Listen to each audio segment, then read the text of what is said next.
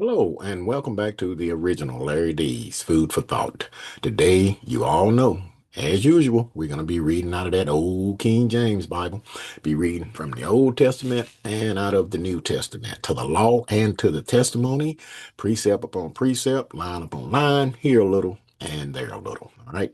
Also, be going over a few scriptures today uh, with the title the Lord God of Israel and some of his many wonderful works. The Lord God of Israel and some of his many wonderful works. Okay, we'll share these scriptures with you right quick. You can jot them down if you like. But yeah, I'll tell you something, people. People today, a lot of people serving that sun god, God of Sunday. They think that he is doing things that is no God. Okay. But the Lord God of Israel, the true and living God, the God of this Bible, the God of the Sabbath day, look, this God is all powerful, okay? And all the things you see that has happened, that is done, look, he put the sun, the moon, created the earth. I mean, he did all of these things. These are wonderful works, okay? He gives rain and he let it rain upon the wicked as well as the just and the unjust. I mean, let me tell you something. You keep his commandments, he will bless you. You don't, he will hurt you. Okay? But you got to get to know this God. All right? But we're going to take a look at it. We're just going to go over a few things, wonderful works that he has done. Okay? So I'm going to stop sharing these, see if we can get a little understanding on it. Because it is important, man, to get to know the God of this Bible, man. I'm going to tell you something. He is a powerful God. He said he is a terrible and a strong. That indeed he is. Okay? Because he can hate you just as much as he loves you. Okay? You cross him, he'll get you. All right? Because he said he loved the righteous, but he is angry with the wicked every day. All right? But we're gonna get started with this. We're gonna start this in Psalms 100, and we'll start reading at verse 1. And it reads, make a joyful noise unto the Lord, all ye lands. All ye lands, all right? Serve the Lord with gladness. Come before his presence with singing. Know ye that the Lord, he is God, okay? It is he that has made us and not we ourselves. All right. We are his people and the sheep of his pasture. Enter into his gates with thanksgiving and into his courts with praise. Be thankful unto him and bless his name. All right. For the Lord is good and he is. His mercy is everlasting and his truth endureth to all generations. Okay. But he's saying, bless the Lord always, man, because I'm going to tell you, he is a mighty God and he is a good God. Okay. But let's go on. Let's go a little further here.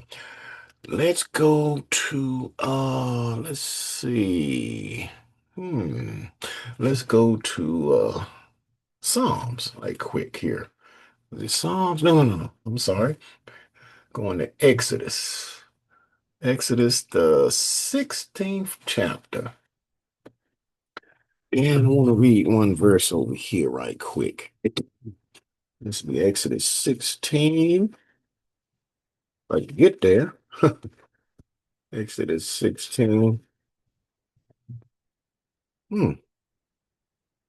Okay, you can stick this in right here. Okay, this is Exodus 16. Oh, I'm going somewhere. Exodus 16, and I'll read one verse, verse 4. And it reads, look, then said the Lord unto Moses, behold, I will rain bread from heaven for you. Look at that.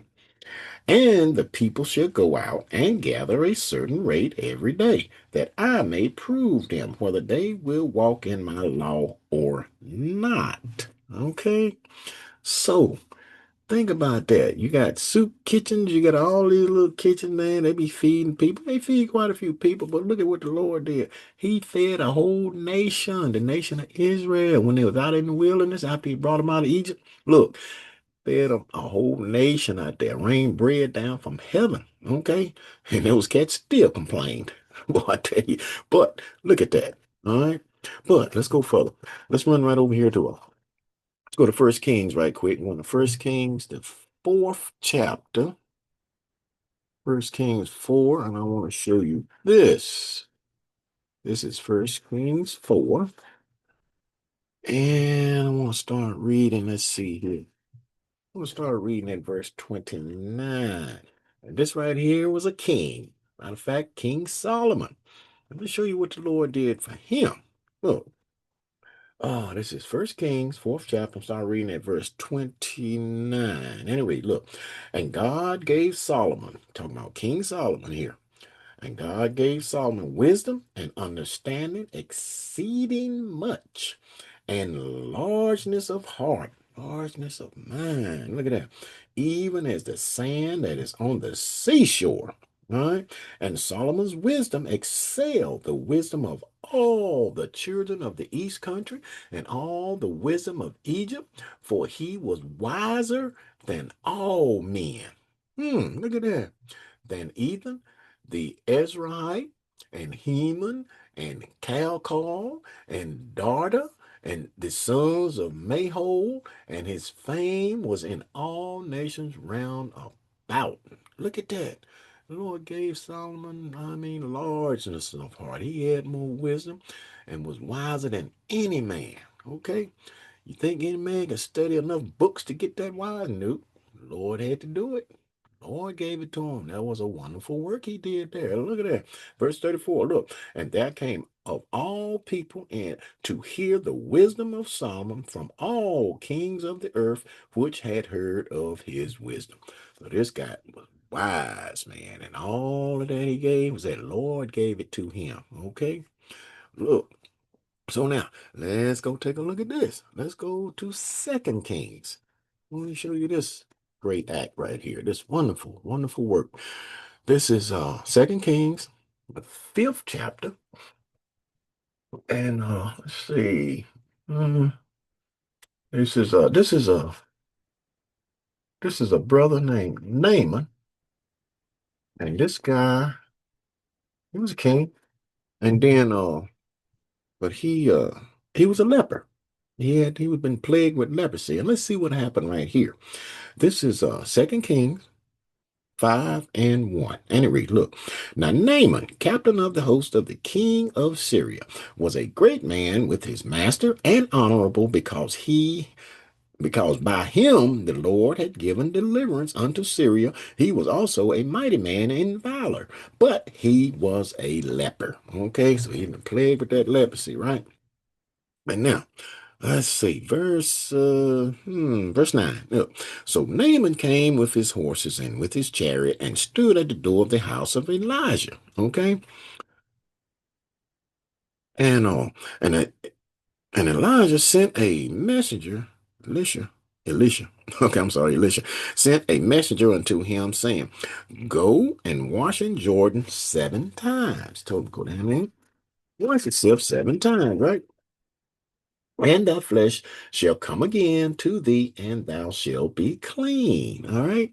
So let's see what he did here. Uh verse 14. Then went he down and dipped himself 7 times in Jordan. Now he was upset about that, right? Because he was thinking, Elisha was sent out some guy and just do some crazy thing, bam, call upon the name of his God, and he'd be healed. But that didn't happen. He told him go do something else, right? Look. Then went he down and dipped himself 7 times in Jordan, according to the saying of the man of God, and his flesh came again like unto the flesh of a little child, and he was clean. And he returned to the man of God, he and all his company, and came and stood before him, and he said, Behold, now I know that there is no God in all the earth but in Israel. Now therefore I pray thee, take a blessing of my servant. Look, now the Lord had cleansed that man of that leprosy. He said, man, I know it ain't no other God but the Lord God of Israel. Because nobody can do a work like that but God. Okay? But another wonderful work he Did. All right. Now let's go back to First Kings right quick. Take a look at this one. This is First King 18. First Kings 18. And let's see. We're gonna start reading at verse 20, 21. And this right here was a act that happened between Elijah and there was people that was serving this false god called Baalim, and they had two opinions. So let's see what happened right here. This is First King 18. Start reading at verse 21. Look, and Elijah came unto all the people and said, how long halt ye between two opinions? If the Lord be God, he said, the Lord be God. Look, follow him. But if Baal, then follow him. All right. And the people answered him not a word. They didn't even say nothing, right? Verse 23. Then he said, let them therefore give us two bullocks, okay? And let them choose one bullock for themselves and cut it in pieces and lay it on wood and put no fire on it. And I will dress the other bullock and lay it on wood and put no fire on it, okay? And call ye on the name of your gods, and I will call on the name of the Lord. Okay. And the God that answers by fire, let him be God. And all the people answered and said, it is well spoken. Okay. Said, okay, that's cool. That's good. We'll go with that. All right. And let's see now. Where we at? Verse 20. So verse 26. Okay. And they took the bullock which was given them, and they dressed it and called on the name of Baal from morning even unto noon. They was calling on their God, oh, Baal, right? Saying, oh, Baal, hear us. But there was no voice, right? Nor any that answered. And they leaped upon the altar which was made, right? Verse 27. Now look at this. And it came to pass at noon that Elijah mocked them and said, cry loud. He told them, cry for that cat, man. Look, for he is a God. Right. Either he is talking, or he is pursuing, or he is in a journey, or peradventure, or perhaps he sleepeth and must be wakened. He was mocking these cats, man. Yeah, call upon your God, cry loud. Like, okay, look. And then let's see what else happened here. And they cried aloud and cut themselves after their manner with knives and latches till the blood gushed out upon them. Boy, they were calling. Boy, they were doing everything, man, cutting themselves, blood bleeding and carrying on. But it was something else. Look at this, verse 29. And it came to pass when midday was past that they prophesied unto the time of the offering of the evening sacrifice, and there was neither voice nor any to answer, nor any that regarded. So, verse 30, look. And Elijah said unto all the people, come near unto me. And all the people came near unto him, and he repaired the altar of the Lord that was broken down. 'Cause those people, man, was pouncing up on that thing and tore it down, man, calling upon their false God, right?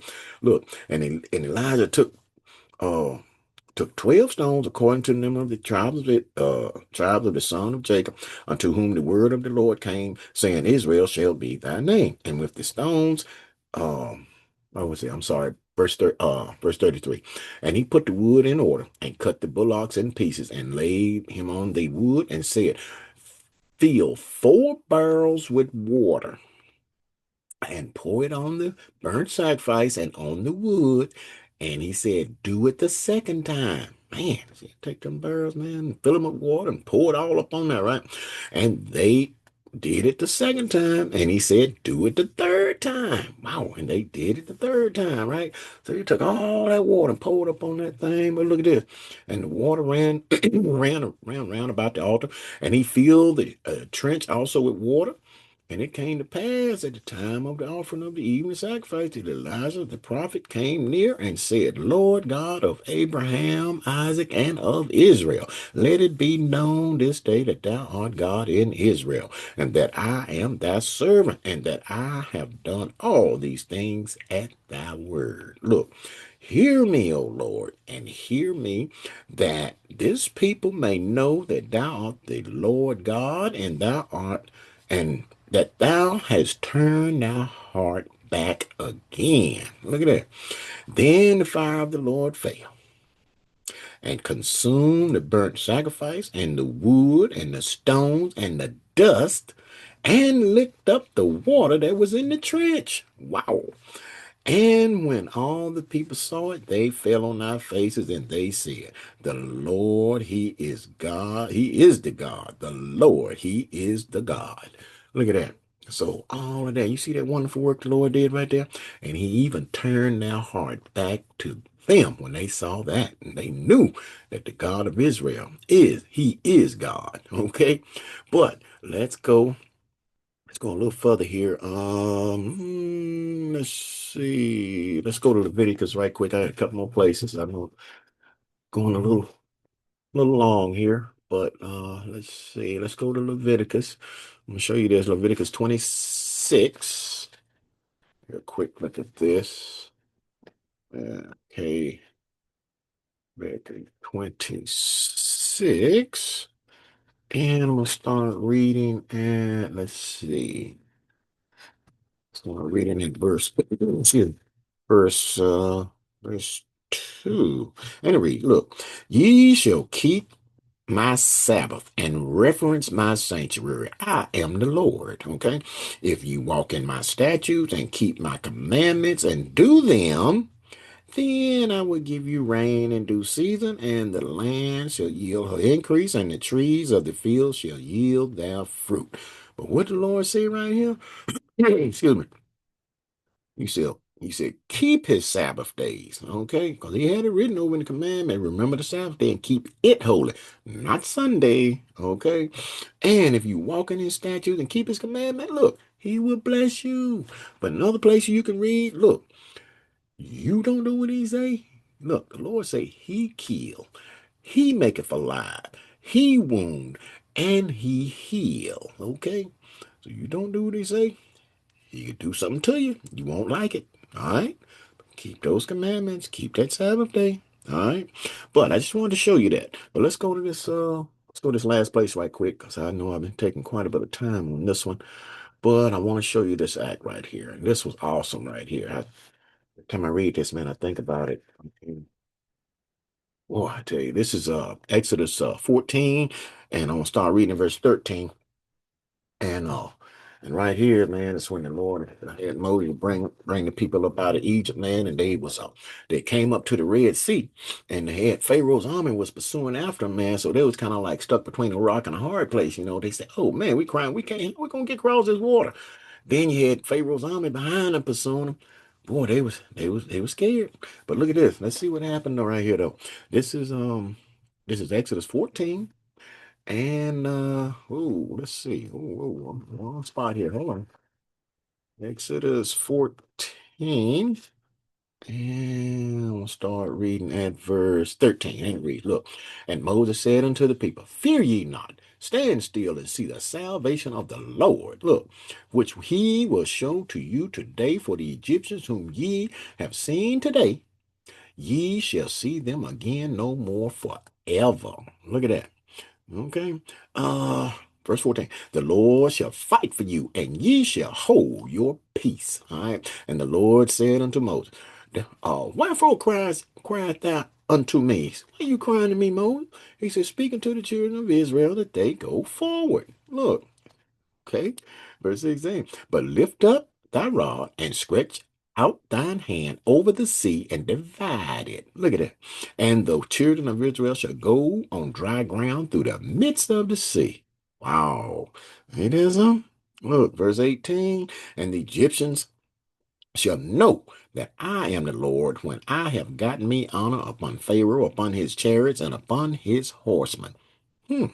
Okay. Verse 21. And Moses stretched out his hand over the sea, and the Lord caused the sea to go back by a strong east wind all that night, and made the sea dry land, and the waters were divided. Look at that. And the children of Israel went into the midst of the sea upon the dry ground, and the waters were a wall unto them on the right hand and on the left hand. And the Egyptians pursued and went in after them, the midst of the sea, even all Pharaoh's horses and chariots and his horsemen. You know what? I don't know if I would have did that.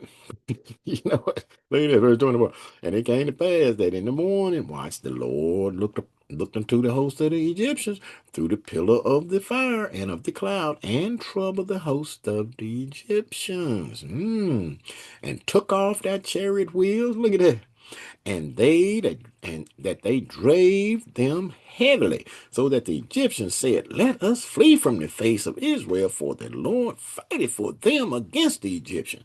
So man, the Lord took them wheels off, man. They were dragging them chariot, them horses were dragging them chariots through the dirt. They couldn't get nowhere. They said, hey, man, we better get out of here, man. Look, they got fighting for them. So them cats was scared, man. They, too late. Too late. Look, 26. And the Lord said unto Moses, stretch out thine hand over the sea, that the waters may come again upon the Egyptians, upon thy chariots, and upon thy horsemen. And Moses stretched forth his hand over the sea, and the sea returned to his strength when the morning appeared, and the Egyptians fled against it, and the Lord overthrew the Egyptians in the midst of the sea. And the waters returned and covered the chariots and the horsemen and all the host of Pharaoh that came into the sea after them. There remaineth not so much as one of them. See that? Oh man, you talking about a wonderful work, man. Lord split that sea for 'em, man. They walked and then blew it, man, while it was dry. They walked right on through there. And them knuckleheads, the Egyptians, come running in after them, thinking they can get through that too. Yeah, but it didn't happen. Lord told them, hey, you ain't gonna see these cats no more. And sure enough, put that water back on them, took them out. But I'm gonna tell you something, man. You think about all those wonderful works, man, the Lord has done. He said he kill him, he make alive. You see that? I'm gonna tell you something, man. Get on the good side of the Lord, people. Okay? And stay there on because time is really, really short. Okay, we don't have much time. So read this book, get to know this God, learn to fear him, do what he say, and stay there on until the end. So that when he come, man, he won't put that fury on you. Okay, because Lord said he coming with fire and fury to render his anger and rebuke upon this earth. Okay. So, with that food for thought, think on these scriptures and words throughout the course of the day. And until next time, peace.